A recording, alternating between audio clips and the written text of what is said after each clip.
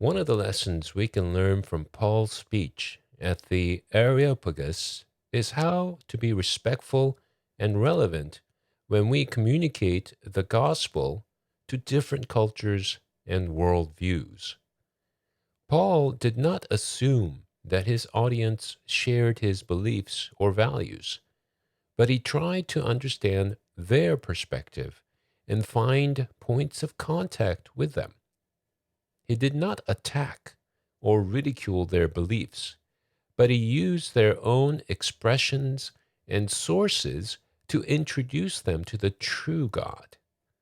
He did not compromise or water down the truth, but he presented it in a way that was meaningful and challenging to them. There are three principles that we can apply from Paul's example: respect, relate, and reveal. Respect the people we are talking to and their culture. We should not look down on them or dismiss them as ignorant or immoral, but we should recognize that they are made in God's image and have dignity and value. Acknowledge that every culture has some aspects that reflect God's common grace and some aspects that are corrupted by sin.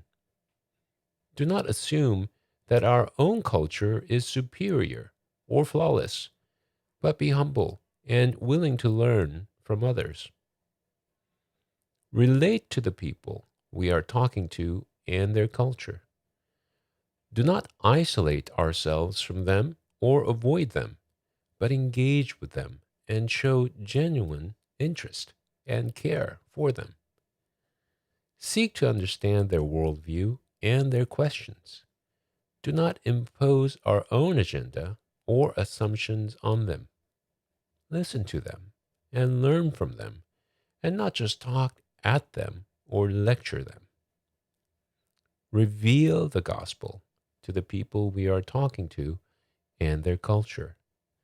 Do not hide or obscure the gospel, but make it clear and compelling to them.